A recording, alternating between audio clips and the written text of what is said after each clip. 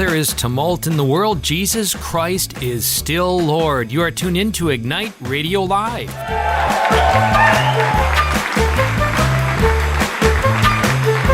Over the 5 mighty stations of Annunciation Radio, you are with Greg and Stephanie Schlueter, and we are so blessed to be together. Join us to go more deeply into this great adventure at ilovemyfamily.us. The main buffet, the main item, the main course, the entree is doing this Live It Gathering Guide. What is that? It's a very easy, fun, simple way to bring your family together, to get to know God alive in each other much more fully. Brief commercial before we get to our amazing guest. We want to highlight Catholic business leaders who just give great witness to the highest standards of professional excellence and building the kingdom. And we just want to you, our listeners, to hear about them and to read more about them and look them up at massimpact.us/kingdom. These guys are amazing when you're looking for people that you can trust and know that there's integrity there. And again, also about the mission in their businesses about building the kingdom, which is most important. So we just want to shout out and highlight and give thanks to these wonderful businesses. We ask you to support them as they do support us in our ministry. All-in-One Payroll, Sheri Glenaman. Archbold Furniture Company, Pat and Patti McNamara. Becoming Gift, Andrew Reinhart. Carruth Studio, Terry Langenderfer. Cronin Auto Family, Rich and Connie Cronin. Danberry Realtors, Tina Weisenburger.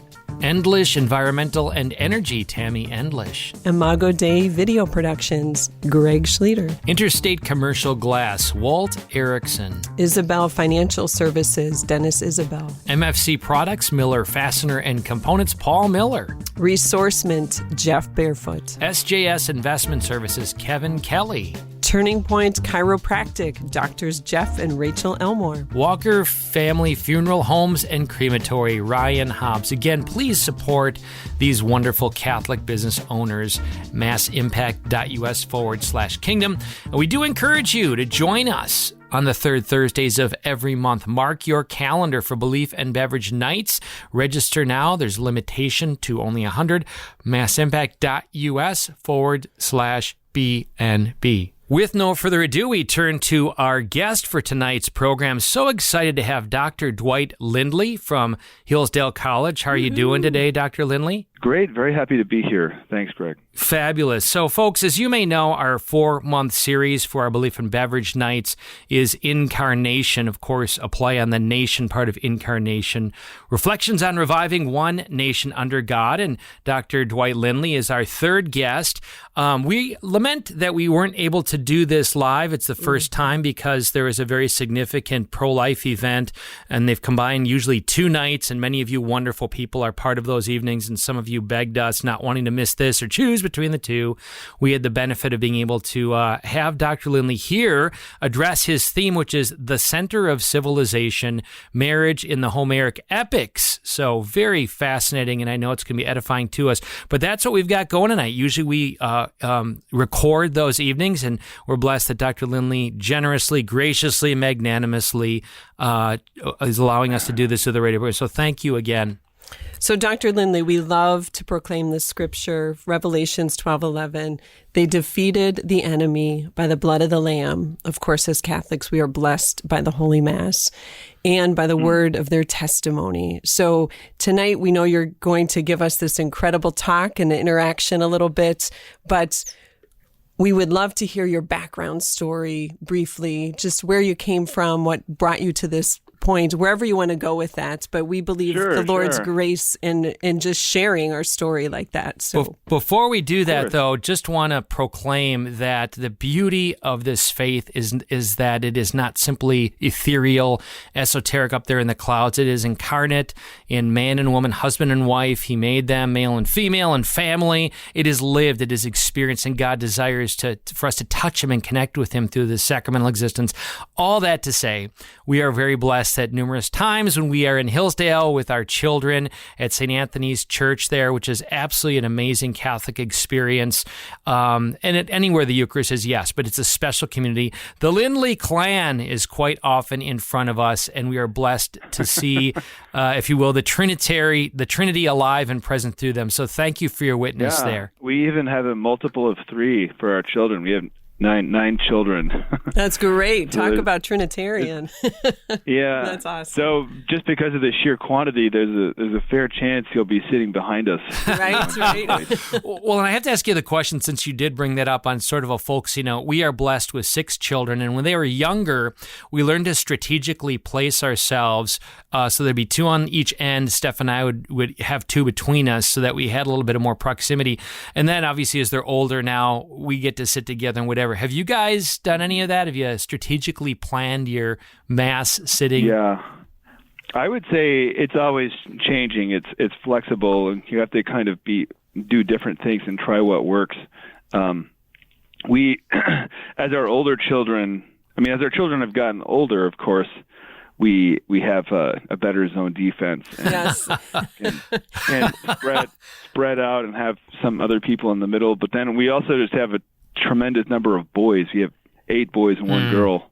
And so a lot of the older boys will be serving mass half the time. Right. And so it's just always changing, really.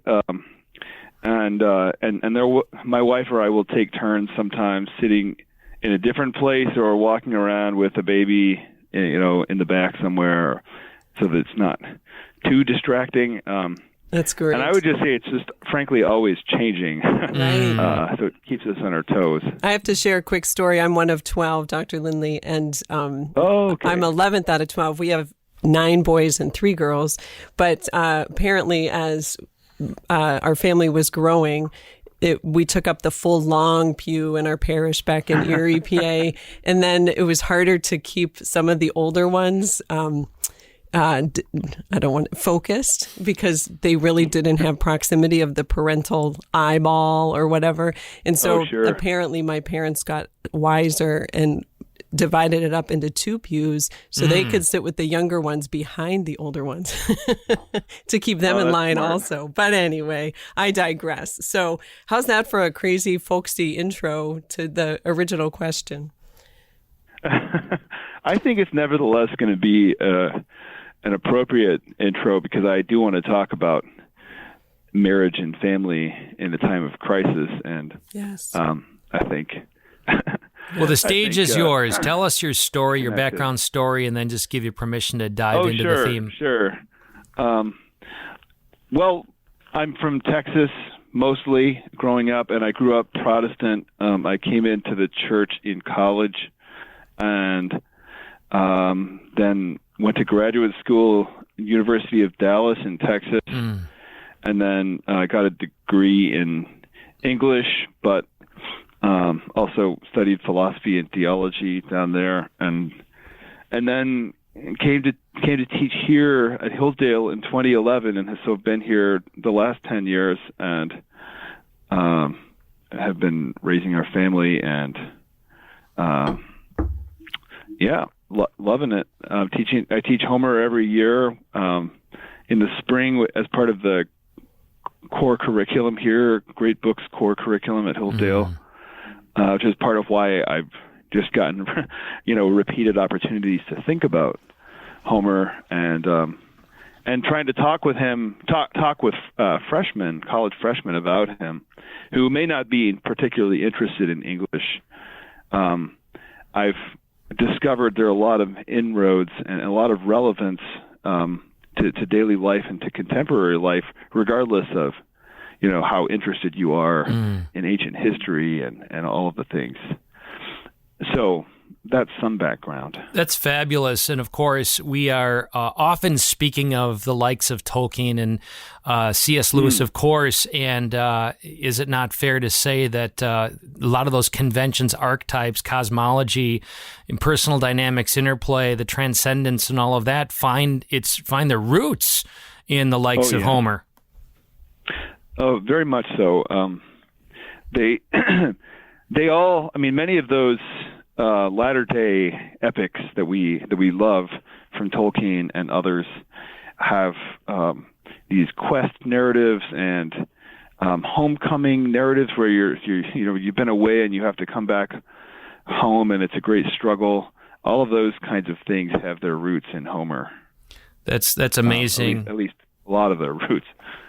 That's amazing, and I feel like we could talk for hours, and I need to curtail myself, hold myself back from all kinds of questions. But I do need to say, with the re-emergence of the Star Wars myth, of course, Lucas was very taken by Campbell's Hero with 1,000 Faces book, I think, which kind of describes this. And we often, as a couple, try to communicate the fact that every movie, every drama, every story ever told has these fundamental elements. You find yourself, point A protagonist, they go through the struggle, the crucible, point B. They come out on the other side more fully aware of their identity and mission. And we often like to punctuate, if we gave names to those, life, death, resurrection, and we might say Pentecost, that the very nature, the fabric of every human drama are these movements that are the very fabric of Christ in whom we find our identity. Anyways, you're an expert at all that stuff. So please share with us your theme for tonight, and we may interact. I'll try to curtail because I just really want to absorb what you have to share with us, what you prepared. Sure. Well, as I said, what I'd like to talk about for a little bit is the Homeric epics, which are about the fall of Troy, the end of the Trojan War, which is, we're talking about 3,200 years ago when this happened, 1200 BC. And the reason I wanted to talk about it, the reason I jumped at this opportunity when you first got in touch with me, Greg, was that I've just come to see how much clarity these very old stories have for understanding a lot of things, but especially today I wanted to focus on marriage as the center, the core of civilization, and how... And I just think there's a lot of insight and relevance and wisdom that we can get from it. I even sort of think of it like a mirror in which we can see ourselves if we learn how to do it and if we think well.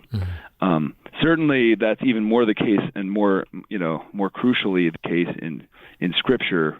We're meant to see our own lives and where we've come from, where we're going, what the problems are, what the opportunities, and who we're meant to be, and all of that.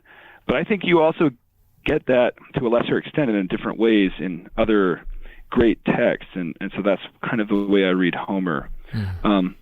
So just a bit, the basic idea is that the Trojan War, which happened, as I said, 1,200 years ago, and it's the end of the Bronze Age and Mycenaean civilization. We could talk about it historically, but inside the books of Homer, the main dynamic is it's the end of a civilization because these two peoples have gone to war and basically destroyed each other. And they've been at war for years when the first epic, the Iliad, starts.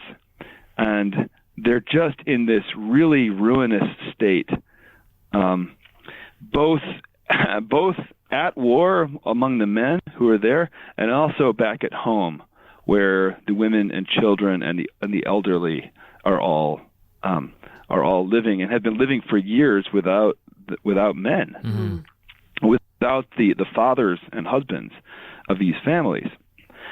So you have a kind of double destruction. The men are killing themselves in one place for several years at the Trojan War, and then the families on the other side are also dying because they've had the men away and also dying, and so like one of the big insights I think is that when you put when you separate the families like this, that the civilization itself suffers unto death, and so the first epic you have, it's the end of the war, the Iliad, and then the second epic, the Odyssey, is about the return of one of these fighters, Odysseus, to his home and to his family, and so there's this kind of struggle in that second book to get back to where he belongs and to where he can actually have a flourishing life. And so just wanted to say a few things about each book that I think bring out the dynamics and kind of the importance of marriage, and I'll try to, along the way, show how this really has some interesting perspectives that it can give us on our own day. Wonderful setting. So the first thought about the Iliad, the war side of this, towards the end of it, Achilles, the main character, gets a new shield, which is made by a metalworker god named Hephaestus, and he gets this shield that has all these carvings in the front of it, sort of like ancient artwork carved in kind of a bas relief almost on the front of the shield. And the big thing that's on there, which is of our interest for us, is there are two cities, and one of them is a city of peace and the other is a city of war. And so the interesting thing about this is it shows what Homer thinks a kind of peaceful civilization and a warlike civilization are all about. And in that peaceful city on the front of this shield, this piece of art, there is marriage and love are at the heart of it. There's a wedding taking place in this city. And all of these institutions, you have law courts and justice and incentives for doing the right thing and all these things, also music and dancing, all of these good things that people care about, but they're all clustered around the possibility of men and women falling in love and having a family. And the joyous occasion of that, which is, it's a delicate thing. It takes all of these structural supports, in order to make that possible. And that's kind of the core of what a peaceful, well-functioning city that's in accord with nature, the way things are meant to be. And then on the other side of the shield, there's the city of war, where you have two peoples who are at war, and the men are all fighting, and they're separated from their families. The families are broken, and the men are killing each other and betraying each other, and they sort of are reduced to a more animal-like state. And it's just brutal and sad and tragic. And but the fundamental thing is the marriages are broken and the children are without fathers and so on. And so again, he's got these two cities, two civilizations, two places for marriage in each one. And what you take away from this scene is just that the Iliad and the Trojan War is that city of war, and it's a civilization that has broken itself by tearing apart its marriages. And the irony of that is that the war started because Paris, the Trojan prince, Menelaus takes one of the Greek king's wives and runs off with her, Helen of Troy. They run off to Troy. The Greeks all come after them, and that's the beginning of the Trojan War. But then while they're there, they've been there for 9 years by the time the Iliad starts. While they're there, they're taking... how do they stay alive? They have to loot and pillage. Well, I don't know if they have to, but they do loot and pillage the countryside surrounding, so they can, because they have no crops of their own there. They have no farms. So they take other people's things and they enslave other people, especially women, from that surrounding countryside. And so what you have is this man camp in front of Troy of these Greeks who came to war to right a marital wrong and bring back and kind of heal this family that has had a woman, a wife taken. But while they're there, they actually end up doing the same thing. They end up taking other people's wives and daughters, enslaving them. And so after some years of this, they are complicit in the same crime or sin that started this thing. They're just as poisoned as the ones that they're opposing. So you have both sides have this basic sickness where they're breaking up other people's marriages. They're also away from their wives, and their own marriages and families are suffering. And there are a few key scenes where you see this, but I think one of the most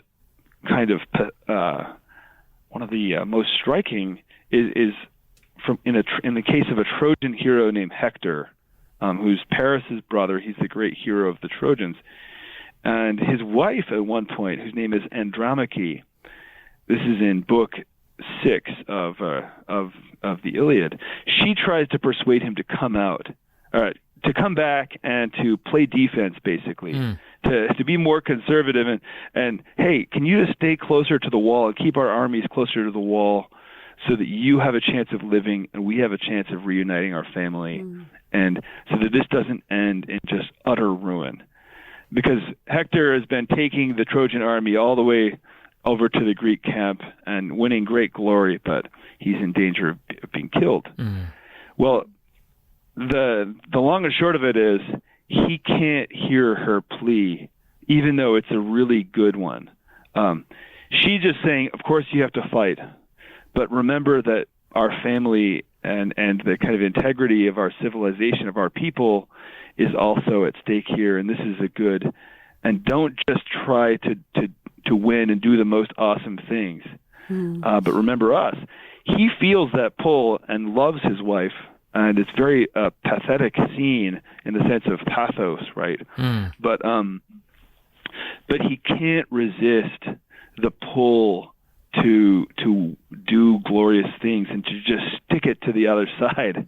And so he's drawn away, and ends up getting killed, and that's the end of the Trojan side. Like they lose when he loses, and so you have this great pathos of this all these men who are in an unnatural state, living away from their wives, enslaving other people's wives and daughters, and just ruining one another and themselves.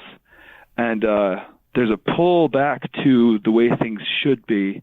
But it's so hard to see that and to do that when you're in the midst of a time of strife and struggle. And I often, when I'm reading this, kind of refer my students to, all of the struggles and wars of our own time, many of which are online, and they're kind of culture wars and struggles. I also think we tend to have a kind of a really sick way of treating women, especially in our culture. So that's kind of the first half of the Homeric cycle that really sets up the problem that we got a bunch of sick men who don't know how to stop doing what they're doing, even though it's tearing them apart. So, and that kind of sets up the second half. Go ahead. What were you going to say? No, I just said great summary. Thank you. Keep going. Yeah, of course. So it sets up the second half of the drama where one of these poor guys, now that they've won, it's very much a Pyrrhic victory, though. They've lost just an incredible number of men, and it's taken years and years to win this war. They come back with glory and gold and everything, but they are really beat down. And the biggest problem is that they have changed. They have become something less than who they're meant to be over this process, because you know how it is. We all know how it is as parents. Habits form people and make us who we are. You kind of are what your habits are. And these men have formed these habits of using people and taking what they want by force. And this is another area in which I think we have a really kind of sick way of that men in this culture, our culture today, have a sick way of treating women, is that we're so many of us are habituated to using them for sexual pleasure online. But anyway, so we have all these guys in the Trojan War. They're all habituated to that kind of thing too. And so part of the reason that it takes Odysseus and others in the Trojan War so long to get home is that they have all these bad habits that are getting them in trouble on the way. And Odysseus picks a bunch of fights, and he gets caught up with a few women on the way home because that's what he's been doing for years. He's kind of been denatured a little bit and made reduced and made less of a man than he's meant to be. And so the story of the Odyssey is the twists and turns of his story is he is trying to get back home, but really is actually struggling to become the man again that he needs to be in order to get home, in order to play the role that he needs to be as husband, father, the king, and leader of his people. Okay, so just a couple of anecdotes, vignettes from the Odyssey. And as we're thinking about this, we can think about our own culture, I think, because we have a really sick, strife-ridden culture where we have habits of using women and broken families all over the place, as we know.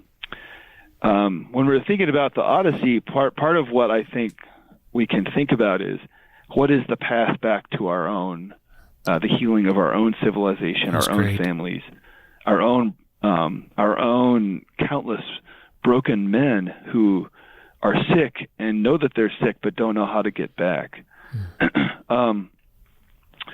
Okay, so the Odyssey opens with, it's interesting, it doesn't open with Odysseus, on the boat sailing back. It opens with a view of his family back home, his wife, whose name is Penelope, and his son, whose name is Telemachus. Telemachus is a late teens, maybe 20-year-old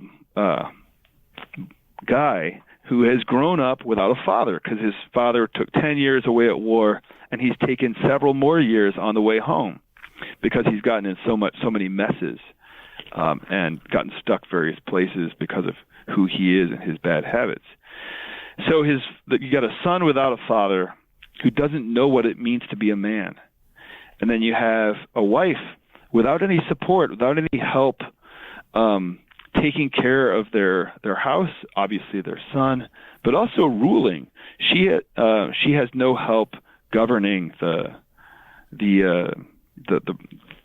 island where they live, which is Ithaca, off the mainland of Greece. Anyway, so you have this broken situation, and also the last detail there is you have a bunch of young men who in the Odyssey are called the suitors because they're all trying to win Penelope's hand because they think Odysseus is dead.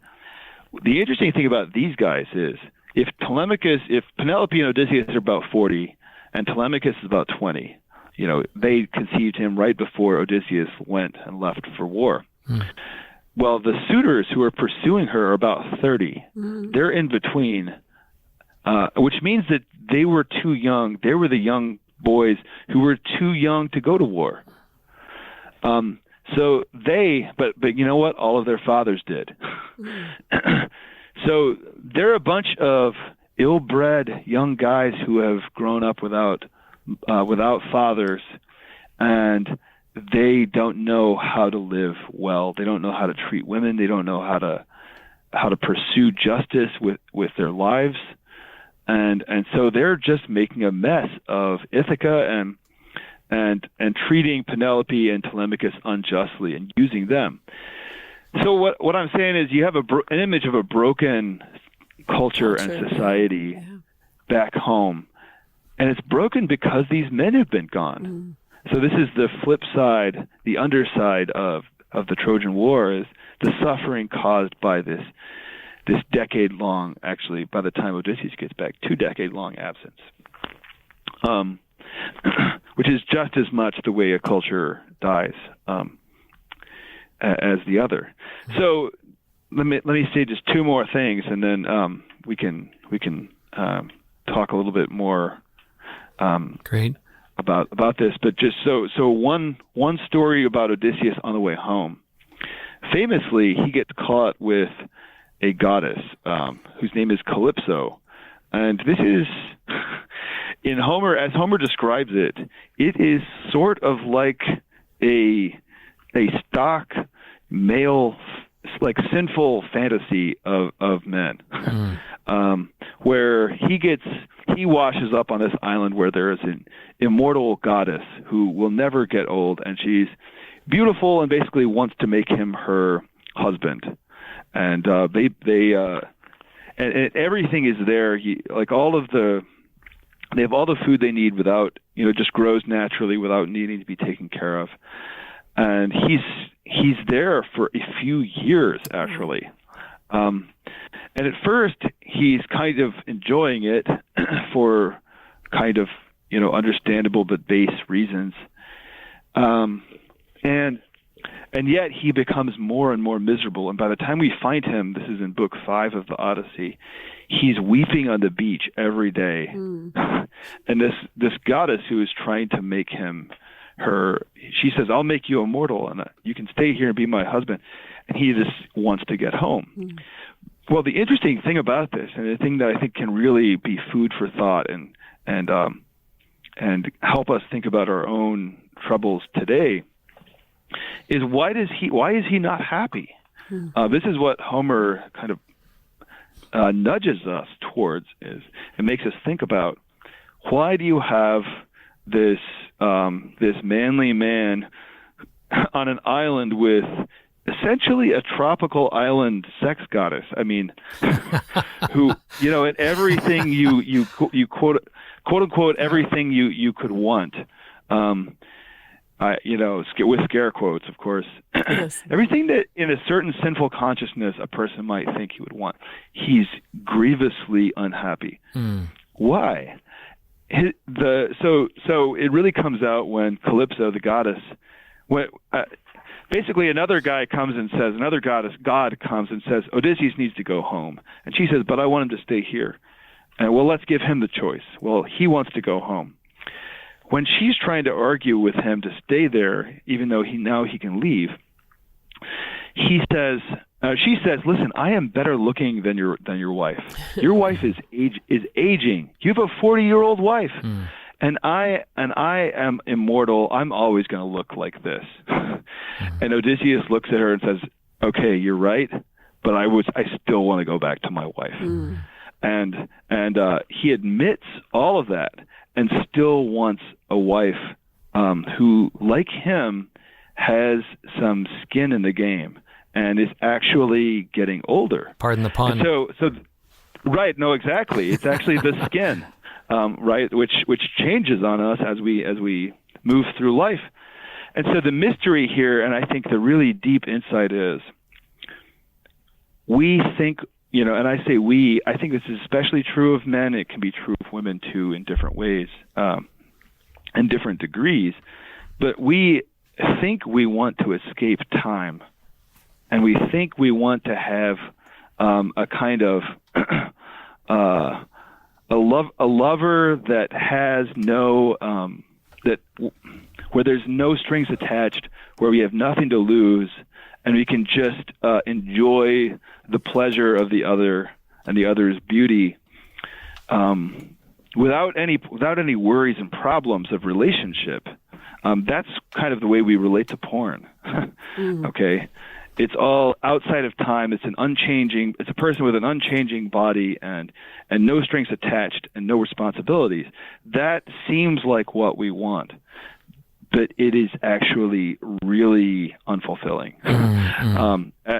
As everyone knows, at a certain point, but on the front end, like, that seems really unlikely.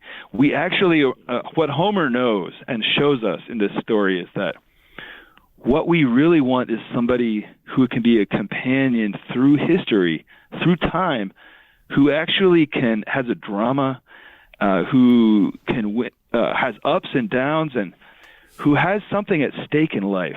And we need somebody like that as a companion and as a lover too, to be a kind of appropriate, fitting companion for life. And we would rather have somebody who also, like us, is getting older and who is not going to live forever, right?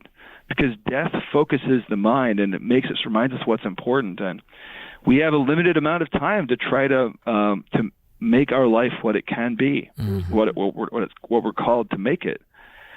So I just think it's a really insightful picture of this basic contrast between what we, and especially kind of sinful men, think that they want, and then what actually we need, which is, of course, permanent companionship of marriage with somebody who actually has skin in the game, as I said. That's amazing. So beautiful. Fabulous presentation, and I know so much more to go and depths to pine and that sort of thing, but just in insights, and obviously any of us paying attention, seeing the likes of Antifa, Black Lives Matter, policies coming out of Washington or other places. Really, the byline of that is Portrait of a Fatherless Society, and you're really raising those fundamental themes and recognizing, there is an order, as the great producer Cecil B. DeMille said. You really can't break this moral law. We can only break ourselves against it. Timeless. I mean, that is the story, that there's a moral landscape.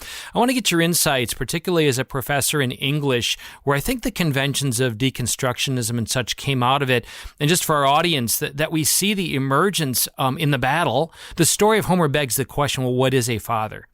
What is a family? What does it mean to love? And you've identified some of those attributes, but don't we see now sort of a confusion assailing the very premise that they need, which is objective truth? Well, what is a woman? Well, what is marriage? Well, what is a man? Right. So how do we understand that through the lens of Homer, maybe? And then how, maybe in your insight as a father, as a professor on a campus with kids working this out, how do we sort of combat it and set the stage for victory? That's a great question, and obviously an enormous question. Yeah. Which, I was trying to hold him back, Dr. Lindley, but he wasn't paying attention. I'm known to be a fire hose. No, I'm glad you stopped asking the question, Greg, because it was just getting bigger and bigger as we were talking. But okay. So first about Homer, and then about life, my own life and experience. I mean, I think some of the key insights of Homer is that we can get into these artificial headspaces where we're just struggling to kind of maximize our pleasure and competing with people, and this is a lot of what social media, online life is like today, where people get into these highly artificial situations where they think, this is what Twitter is like. It's just people are striving with each other for dominance, to win and score points against the other side, and get all of the gotchas and to weaponize everything, and go through people's past histories and out them, and people do this on both sides of the political spectrum. This is just kind of the way our online culture is right now. It's just part of why our political culture can be so toxic sometimes. But what I'm trying to work towards here is, when you're in that kind of environment where everything is about dominating the other side by whatever means, you can come to justify all kinds of things. You can justify being utterly cruel and inhumane and ungodly, unrighteous to the other side, just because they're the other side and you have to win this. And that's something that Homer understands really well. War, which is, I think our own online behavior is just a different kind of war. Interesting. War can denature the people who are participating in it, because it's an unnatural situation of hostility and treachery and distrust and hatred. It kind of changes you and makes you distorts your mind and makes it harder for you to see what's really good for you. And so people in those situations, Homer understands, can really start wanting bad things more than they want good things. And that's what happens to all of these poor guys by the end of the Trojan War. They're all distorted and just doing, with horrible habits of mistreating people, it takes a long time to get out of it. Okay, so I think we're still in that place, and we have all of these cultural bubbles where our young people go on social media and are habituated to thinking of them in certain ways, selves in certain ways, and thinking, and they just get so distorted that they think that they want all these things which are utterly unnatural and unreal and won't make them happy. And of course, we think about all of the gender madness on this, but I think it's also true in different ways in other parts of our lives. Like I think, as I already said, people pursue kind of political domination at all costs and are utterly cruel to the other side on both sides, and that's a different kind of violence that we can get into without even realizing it. So I think Homer understands that, and switching it over a little bit more to my own experience, child rearing and teaching and everything. I mean, you guys know as well as I do, and I'm sure your listeners will as well, that when you've got kids, you just see these kids are becoming, they're developing all of the habits right now that will make them who they are, for the rest of their life. I mean, to some extent. Of course, you can change and grow later. But I'm looking over at the dinner table, and I've got my leg, we're sitting there after dinner talking, and I've got one leg crossed over the other, or something in a certain way. And I've got an elbow on the table, and I look over, and one of my sons is in exactly the same posture. I don't know how many times this has happened to me. I look over and I see this kid is either consciously or unconsciously aping me, which is like a little scratch cartoon version of what is happening with parenting. They're becoming miniature versions of us with all of our in all of our good and our bad attributes. Right. So God help us, Right. Amen. we're passing on the anyway. So it's just always impressed. The duty of parents and the vocation of parents is to kind of form the right kind of environment and the right kind of habits and the right ways of talking and resolving problems and all these kinds of things, because I'm trying to shape the expectations and the habits of these people, these young people who have been given into my charge temporarily before they go and make their lives.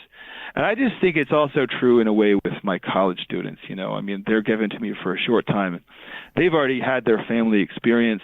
Of course, they're still with their families too, but they're moving out, and they're given to me for a short time too. And there's still change and influence that's possible there. And so I see it as, obviously I'm not their father. They're kind of in that in-between space where they're moving into adulthood, and I have a kind of I have an authoritative role, obviously, that is a little fatherly, but also is moving into a more kind of older, wiser friend mode, and they still have a capacity for change and development and habit forming there, which is so important. This is why I love being a college professor, is a chance for mentorship and making a difference in people's lives. It's amazing. You're speaking and giving witness in your stories and illustrations to relationship is the heart of religion. Not no religion or no ritual, it's essential, but relationship, this sense of what it means to be a human being and to be known and to know and to interact. And I say this because I think, to me, you look at, again, Antifa, Black Lives Matter, this reveals a great poverty. How many of us really inherited a vision of what it means in that respect of that personalist aspect?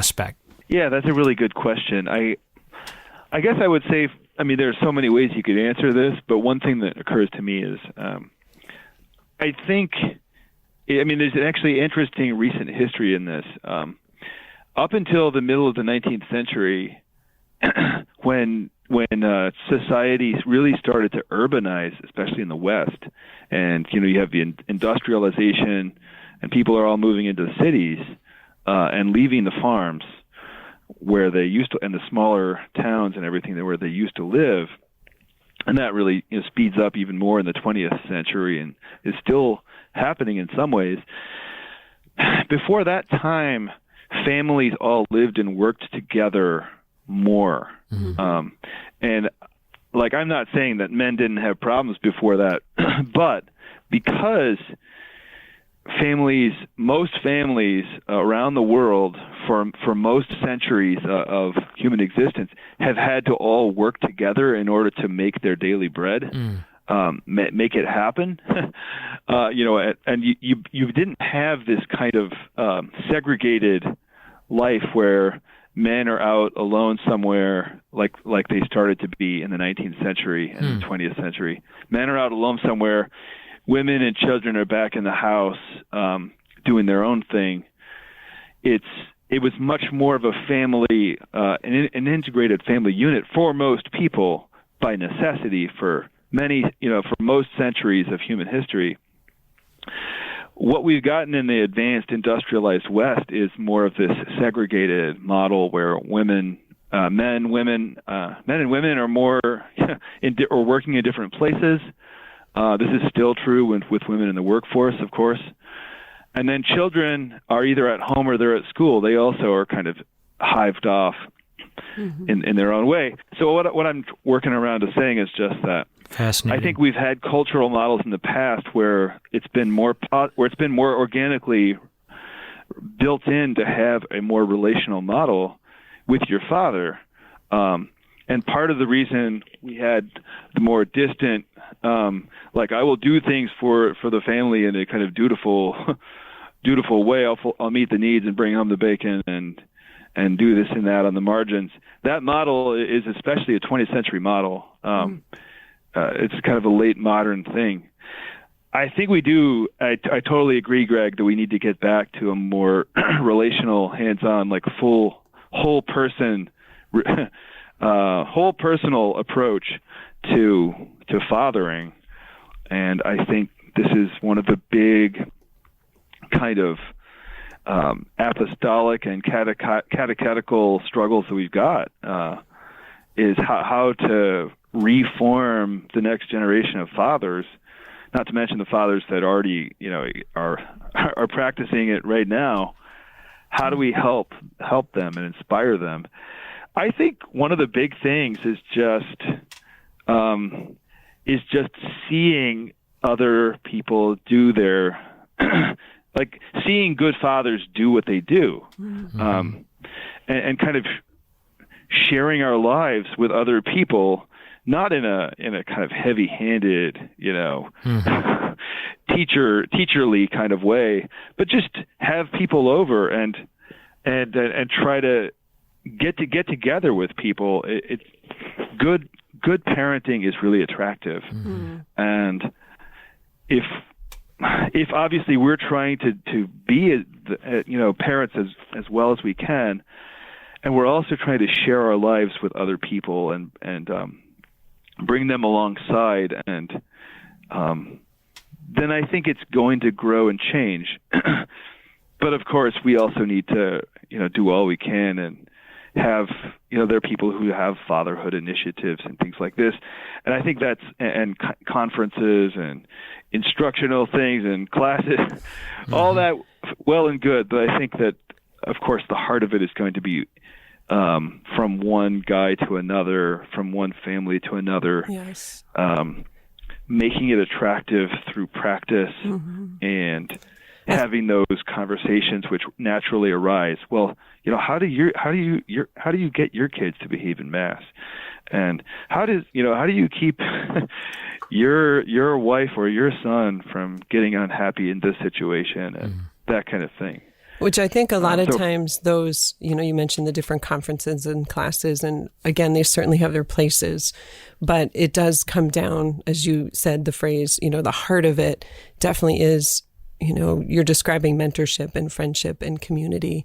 And isn't that where our natural place of growth and learning is. And I think and having people over, I love that you mentioned that, Dr. Lindley, because we have been blessed to experience it ourselves. We've seen other people do it also, not having any idea the effect that just being a family, by just being a couple together, that how the Lord uses that witness to really change other people's lives. And there's such power in that, by just being faithful to where the Lord has called us to be, and being faithful, to that, as a woman, daughter of God, as a man of God. But just, I think we underestimate the power of that, because I think too often, if I could just keep going off for a moment here, the conferences and the books and the thises and the that's, that they're easy, right? And I think for many of us, it's like a box to be checked, and a much harder time than integrating that experience into our everyday life, where Greg spoke of as, those heroic moments of the place in life that we're called to. This has been awesome. I love you've used the word denature a few times, and I don't know why that keeps hitting me, and it's so true and sad, and we've denatured so much of manhood, so much of womanhood. So I guess just throwing in there a feminine perspective, I see that women have, in denaturing themselves, have caused a denaturing of man, if that makes any sense, kind of taken on an inappropriate role, trying to fill in perhaps where husbands and fathers have fallen short, even though it's not our place to. I don't know if you want to comment or are able to comment from a female perspective. I'm sure your wife would be very proud. Yeah. How we can, as women, help to bring that back in a better way. How can we encourage and support men to be men in a better way? Golly, it's a huge question. And I think we're still finding our footing on some of these questions. I think part of what modern feminism came out of, and there's some actually really great Catholic women writing on this right now. There's a woman named Erica Bacciochi, who just came to Hillsdale a week or two ago, and she has a whole book on this. I hope I'm pronouncing her name correctly. It sounds maybe cool. Bacciochi, but however you say it, it's just a cool name. But she writes about the history of women in the last 200 years, and part of what she says, which I think is pretty compelling, is feminism. Part of what it came out of is a reaction, which is partially understandable but then partially an overreaction to that splitting up of the family, which happened in kind of urbanizing, industrializing cultures, where you had now women are at home and men do all the work, and women actually don't have anything to do. Well, obviously they have to take care of the family, but they don't have. They don't have a companion for taking care of the family anymore, and they also they're not companions in the work that supports the family in the same way. Interesting. And it's actually, there's some just real growing pains with modern society that we're still working through. So feminism kind of reacts against that and wants to, women need to have a place that's more like men.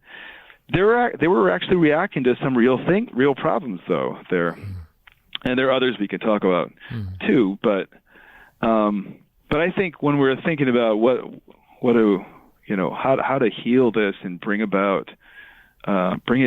back to a healthier place, we need to figure out how to have families that work together and that do life in common again. And where both child rearing, like Greg was saying, is something that men do, can see themselves doing just as much as women, and where women feel like they have, where they feel like they're fully integrated and fully important part of the whole the whole process as well. But that's kind of a big thing. I mean, how to support men, you asked. And I feel like, I don't know. We'll get your wife on the phone for that part. I don't want to be presumptuous here, but I mean, let me just say, some low-hanging fruit is just, I think, and something that I think has really helped me in my marriage and my wife too. The most important thing for husbands and wives is to foster each other's spiritual life and internal life, devotional life, and the culture of your inner life of prayer and life with God. Awesome. And when I say foster, I mean just help the other person get up in the morning and have some quiet time to set apart for this part of your life. Which is really hard, especially when you got little kids, and you're dog tired at the end of the day, and you need all the sleep you can get. But even with a big family, you can make time for that if it's important, and it is. And I think that husbands and wives who support each other in that, because women need support in this, of course, just as much as men. But if you make that investment and that help of each other, then it really trickles down to the rest of the day, the rest of the life, the rest of the vocation, and you have a much better chance of flourishing and getting other things right, growing in other ways. That is a great punctuation mark on this first of what hopefully will be other programs where we can tap your wisdom and insight, because I think it does. It is the ancients. It is truth speaking to us today and forming us to be the best versions of ourselves. And I think we are a people we're looking for guide. We're looking for direction, especially in the wake of deconstructionism, where there's so much litter and debris and people trying to ask now, well, what is the truth? Because I'm broken. I need truth, and I need it in an unpoliticized sort of way. I just need it because I understand that it's true. So folks, so blessed that you're with us on this journey, Ignite Radio Live. You can listen to our recent programs. Tune in at igniteradiolive.com. And we do encourage you to join us on this journey. We want to be so much more than media. We want to be a movement of marriages and families, discovering the vision, having the tools, and supporting each other, making our homes that place of ever-deepening encounter, discovering our identity and participation in the Trinity. Check it out, ilovemyfamily.us. Dr. Dwight, thank you so much for you and the gift of your witness and all the great leadership and work that you bring to Hillsdale College. Thank you, Greg and Stephanie. It's been a pleasure.